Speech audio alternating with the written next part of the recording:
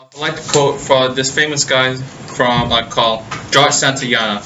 So he has a saying, "Those who do not look at history, they are doomed to repeat it." So I'd like to start off at this quote as to introduce our topic on reflecting on our past, to look at history and see if we are really learning from our past. So why are we doomed to repeat these terrible events throughout history? In this case, was George Santayana was correct with his quote, as even if we do study history, are we still doomed to repeat it? Well, that was what we're going to try to figure out, presenting the difference between learning about history and having lived through history. And this leads us to our thesis for the presentation. To what extent is this quote of George Santayana actually valid in relation to different types of knowledge, and in particular historical and experimental knowledge? Okay, so I'm going to explain the real-life situation that we're going to use to explore this theory, which was the D-Day or Normandy landings on June 6th, 1944. Just after midnight, the Allied assault forces took attack upon Hitler's fortress of Europe. The operation caught the German high command by unaware, and due to bad weather and low tides and depreciation of the Allied plans, the casualty levels of the soldiers that went to this particular operation were extremely high, to the extent where only two out of the 5 soldiers that landed on the beaches ever actually made it home. The views of the people who were a part of this day's events, in comparison to that of what we are taught today, is very contradictory, and the experiences of the few survivors brought back with them will never leave them. The images of this dark day in human history stand in a long shadow in contrast to that of the historical view of this event as the greatest day in the Allied Forces alliance and the tipping point of the war, which takes us back to the very contradiction of our knowledge question: to what extent does the quote that George Santayana actually validates in the relation between the different types of knowledge, in particular historical and experiential knowledge? And how do we as people that have lived through events see it as in a totally different limelight to those who study it at a later date? Now, all of us have sat in a history room and we've learned about the dates and the people and the names and what happened and who died and who won. But none of us have actually ever been on a battlefield. We've never had to shoot a rifle, and we've never had to kill another man, or woman in some cases. But can we really substitute learning for experience in the field? No. Our great-grandparents fought and died in wars we learn about, and I'm almost certain that their experiences would differ from what we learn in the history books. This is an example of experiential knowledge. So first I'm going to speak about the methodology of experiential knowledge. So the definition of experiential knowledge is knowledge gained through experience as opposed to before experience knowledge. It can also be contrasted with both propositional knowledge and practical knowledge. To gain this knowledge, you need to have really been present at a place or time throughout history. You need to have actually have been there. Certain events, like the landings of Normandy, cannot be fully translated through the use of texts. This is known as a priori. This refers to knowledge that can only be acquired through experience, such as, for example, the knowledge of what it would be like to explain a color to a blind person. Nobody knows that they don't have this knowledge until they're asked to explain a color like blue. The use of experiential knowledge can be seen as an inductive process.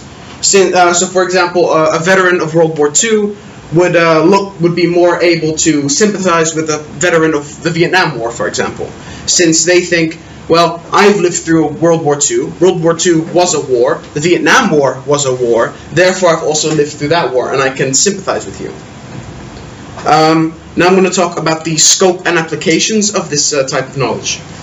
This type of knowledge is not very informative. It's more emotive. It's not very formal as such. You can't really use it as for a research paper as such as, like, it doesn't give you the pure facts.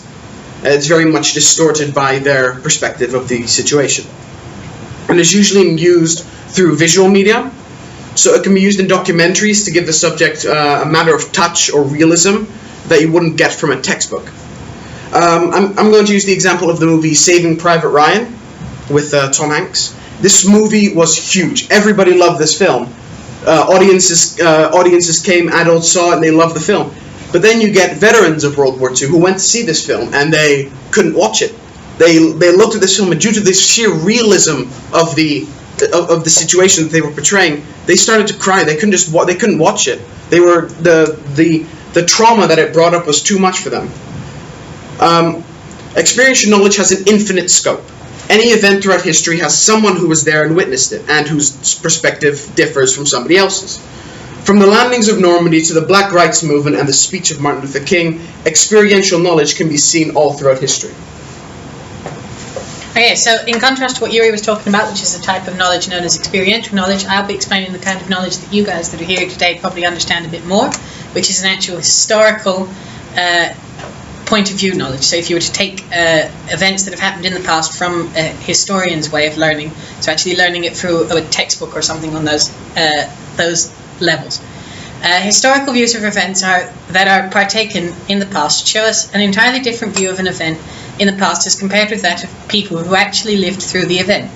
Even though the basic information is from their eyewitness accounts and the primary sources based to understand what took place in the time, coupled with the views of historians who are not present in the time, who take information presented in primary sources and analyze it to give us the basis of historical concept or secondary sources, to give us both an emotional, real accounts of a core literal event and educated accounts of emotional connection to a historical aspect of which we construct ourselves to give ourselves the view or knowledge perception of a historical conceptualized view.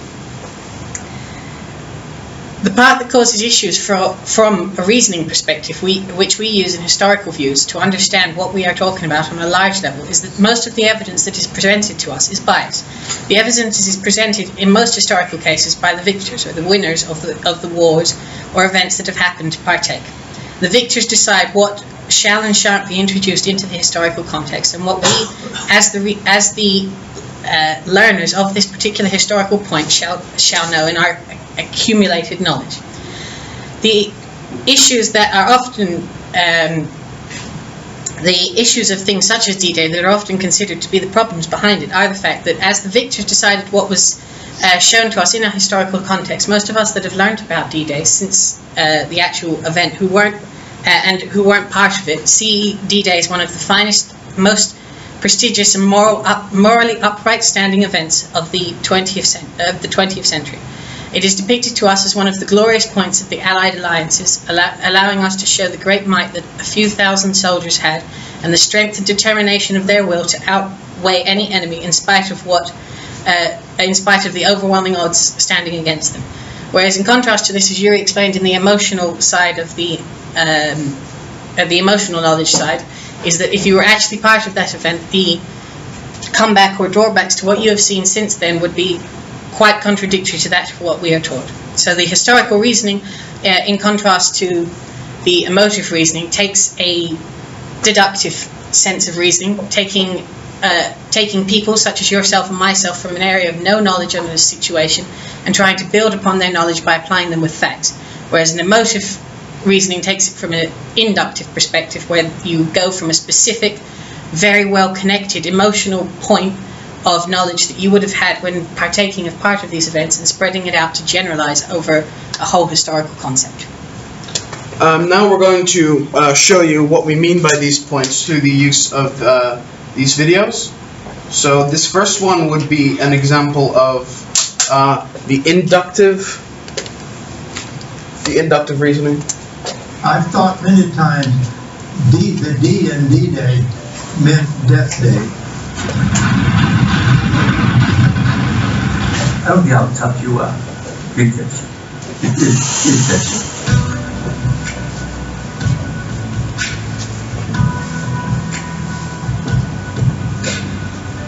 70 years hasn't erased any of the feelings that we had for our soldiers there, our buddies that we've been with, and to see them die there will never leave your mind. We were told nothing ahead of time. We could see the silhouettes of the ships, and what I said in there, of course, was that when I saw all those ships, I said, well, if you have any doubt about it now, you look down there, it's going to happen one way or the other. We were going into combat. We were making an invasion on a foreign shore, and we knew that there was a high probability there'd be a lot of casualties. firepower was coming from every direction, and it looked as if the whole hillside and the cliffs just burst into fire. It was hard to tell who was dead and who was alive. But I had this awful feeling of being useless. You know, hearing all these guys around me dying and drowning, and I couldn't do anything about it. I talk about a cemetery and the national anthem and taps. I get emotional. I can feel it right now. When I go to the cemetery, as often as I've gone there, it gets me. It still gets me. I can feel it right. It was a very important event, and it had to happen, and it had to be successful, otherwise we'd be somewhere else today, maybe saluting Hitler, I don't know. If we had failed on D-Day, then Hitler certainly would have gone into England. He would have done that, and probably would have got his wish to control the whole world. I am grateful to God that I lived through that, and I say a prayer every night for the wives and children of the guys that we left over there.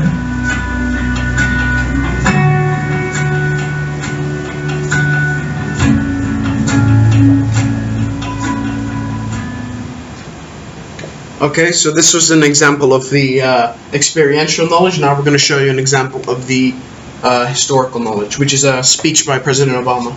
Ladies and gentlemen, the President of the United States of America, Barack Obama. Mesdames, Messieurs, le Président des États-Unis d'Amérique, Barack Obama.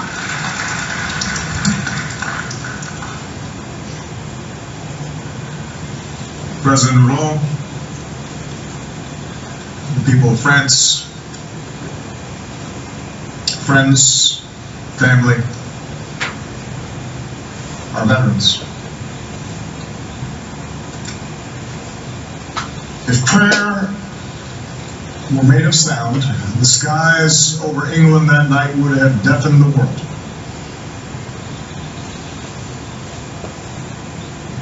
Captains paced their decks, pilots tapped their gauges, commanders pored over maps, fully aware that for all the months of meticulous planning, everything could go wrong. The winds, the tides, the element of surprise, and above all, the audacious bet that what waited on the other side of the channel would compel men not to shrink away, but to charge ahead. Fresh-faced GIs left trinkets, kissed pictures of sweethearts, checked and rechecked their equipment. God asked one, "Give me guts." And in the pre-dawn hours, planes rumbled down runways, gliders and paratroopers slipped through the sky. Giant screws began to turn on an armada that looked more like ships than sea.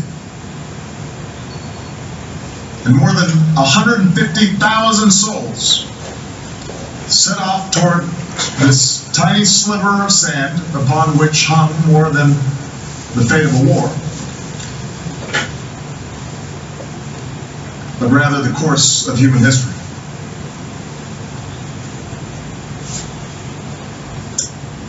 President Hollande, distinguished guests, I am honored to return here today to pay tribute to the men and women of a generation who defied every danger. Among them are veterans of D-Day. Gentlemen, we are truly humbled by your presence here today.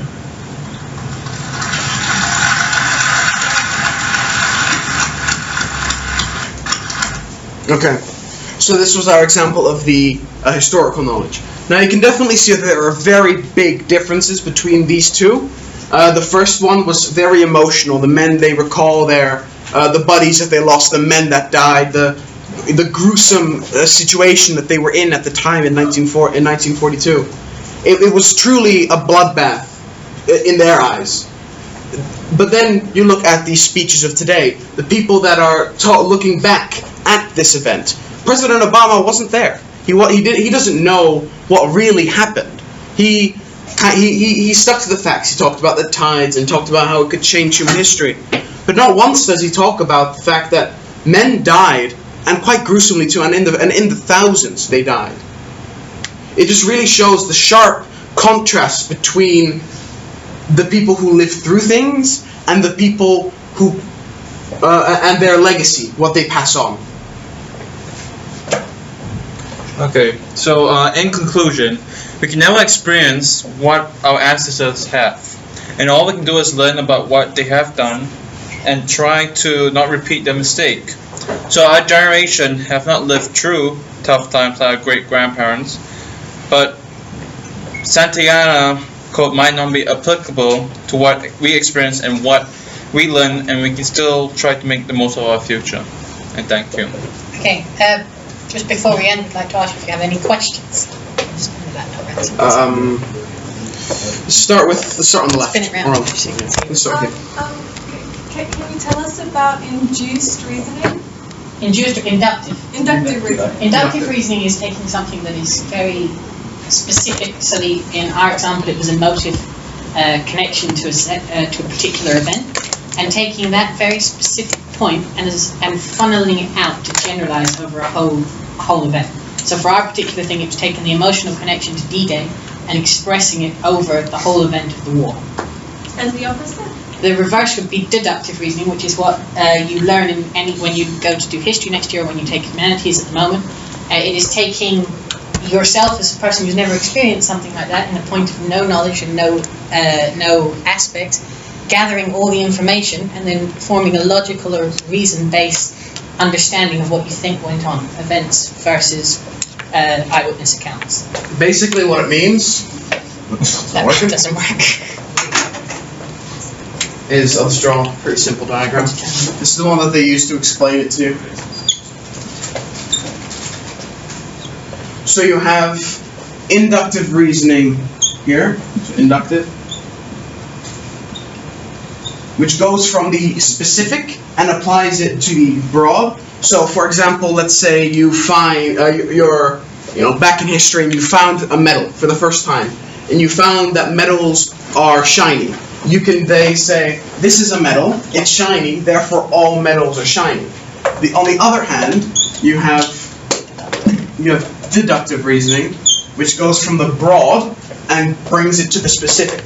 So, for example, the example of the black swan, which is in Europe, the English, they thought all swans are white. They saw white swans all over the place. And then they went to Australia. And in Australia, there was a black swan. And that's when they realized that maybe deductive reasoning isn't always right. So basically, deductive reasoning is going from the broad and applying it to the specific. Any other questions? Anyone? No one? Really? Good.